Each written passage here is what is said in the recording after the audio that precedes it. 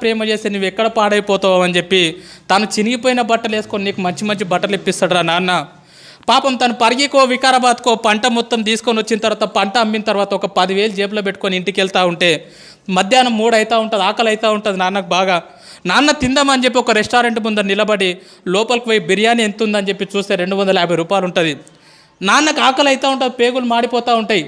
అరే నేను ఈ పూట 250 రూపాయలు పెట్టి బిర్యానీ తింటే నా ఒక్కరి కడుపు నిండుతుంది, అదే ఇంటికి ఏమన్నా తీసుకుపోయినా అనుకో నా పిల్లలు కూడా హ్యాపీగా తింటారని చెప్పి తన కడుపు మార్చుకొని ఇంటికి మీ నాన్న వస్తాడు బాస్. రియల్గా మన నాన్న హీరో కాదా?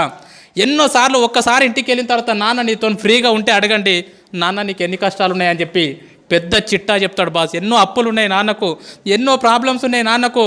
అమ్మ మీరు ఆడపిల్లలాగా పుట్టినరు, రియల్గా మీ అమ్మ నాన్నకు సెల్యూట్, మిమ్మల్ని చదివిపిస్తున్నారు. రియల్గా సెల్యూట్ వాళ్ళకి. ఎందుకంటే ఆడపిల్ల పుట్టిందని చెప్పి చాలామంది బాధపడుతూ ఉన్నారు. ఆడపిల్ల పుట్టినా సరే చదివిస్తున్నారు, రేపు పొద్దున నీ పెళ్ళి ఎట్లా చేయాలని చెప్పి ఇప్పటి నుంచి ఆలోచిస్తారమ్మ. పాపము నా కూతురికి ఎలాంటి భర్తను తీసుకురావాలి, ఎంత కట్నం ఇవ్వాలి, ఎంత బంగారం పోగు చేయాలని చెప్పి పాపం నాన్న పిచ్చోన్లాగా బయట నీ కోసం కష్టపడుతున్నాడు రా. ఈరోజు హ్యాపీగా ఇక్కడ నవ్వుకుంటా కూర్చున్నావు కదా, ఇంటికి వెళ్తే నాన్నని ముఖం మీద తిడుతున్నావు కదా, పెద్దగా అయిపోయినావు అని చెప్పి 10th క్లాస్కి వచ్చినావు అని చెప్పి. కానీ ఈ టైం మీ నాన్న గురించి ఆలోచన చేయి. ఎక్కడనో చేన్లో పని చేస్తున్నాడు పాపం, కూలి పని చేస్తున్నాడు పాపం, ఆటో నడిపిస్తున్నాడు పాపం. 365 రోజులు నీ కోసం పని చేసేటటువంటి కష్టపడేటటువంటి పిచ్చోడురా మీ నాన్న. మరి ఇంకో దేవత గురించి చెప్పున్నా, నిజంగా భగవంతుడు అనేవాడు ఉన్నాడో లేడో నాకైతే తెలియదు, కానీ 9 నెలలు మోసింది బాస్ అమ్మ మనని. కానీ ఇంటికి పోతే అమ్మకు మనం ఏమి ఇస్తున్నాం తెలుసా? నీకేం తెలియదు ఊకో, మాట్లాడక ఎక్కువ మాట్లాడక, నీకేం తెలుసు స్కూల్ గురించి, నీకేం తెలియదు ఊకో అని చెప్పి అమ్మని చీటికి మాటికి తిడుతున్నాం. రియల్గా గుండె మీద చేసుకొని చెప్పండి, అమ్మతో ప్రేమగా మాట్లాడి ఎన్ని రోజులైంది. చాలామంది పిల్లల్ని చూస్తూ ఉంటా నేను, వాళ్ళ అమ్మ నాన్న చనిపోయినప్పుడు ఎవరి జీవితం ఇది జరగొద్దా నేను అనుకుంటున్నా, కానీ ఖచ్చితంగా ఏదో ఒక రోజు మన అమ్మ మన నాన్న మనల్ని వదిలేసి వెళ్ళిపోతారా. ఎందుకంటే పెద్దగా అవుతూ ఉంటారు, వయసు ఎక్కువ అవుతూ ఉంటుంది కాబట్టి ఏదో ఒక రోజు మన అమ్మ మన నాన్న మనల్ని వదిలేసి వెళ్ళిపోతారు. అమ్మ నాన్న లేని వాళ్ళని అడగండి, వాళ్ళ విలువ ఏందో చెప్తారు.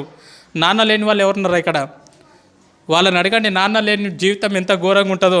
నాన్న లేని వాళ్ళని అడగండి, ఎవరైనా పిల్లల్ని వాళ్ళ నాన్న దొరకపోతే వాళ్ళకి అనిపిస్తుంది, అరే మా నాన్న ఉంటే ఇట్లా తీసుకుపోతుండేనేమో, మా నాన్న ఉంటే స్కూల్కి వస్తుండేనేమో నా గురించి అని చెప్పి చాలా బాధ అనిపిస్తుంది. మరి ఈ రకంగా ఒక తల్లి 9 నెలలు మోస్తుంది మీ అమ్మ. అమ్మని ఇంటికి పోతే మనం చీటికి మాటికి తిడుతూ ఉన్నాం, చీటికి మాటికి కసురుకుంటా ఉన్నాం, నీకేం తెలియదు అంటున్నాం. 9 నెలలు కడుపులో మోసేటప్పుడు ఎన్నో హాస్పిటళ్ళు తిరిగింది, ఎన్నో గుడులు తిరిగింది, ఎన్నో మందులు మింగింది, తనకు ఇష్టం లేని ఫుడ్ తీసుకున్నది అమ్మ. స్కూల్కి వెళ్ళేటప్పుడు బ్యాగ్ బరువు అయితే మన ఫ్రెండ్కి ఇస్తాం పట్టుకోరకో సేపు అని చెప్పి, కానీ లోపల 2 కిలోల బరువును లోపల పెట్టుకొని 9 నెలలు మోసిందిరా మీ అమ్మ. ఆడపిల్లవో తెలియదు, మగపిల్లగాడవో తెలియదు, అందంగా ఉన్నవో తెలియదు, వికారంగా ఉన్నవో తెలియదు, పుట్టిన తర్వాత వాళ్ళని చూసుకోవటవో తెలియదు, చూసుకోవో తెలియదు. కడుపులో ఉన్నప్పుడు ప్రతిరోజు మురిసిపోయింది.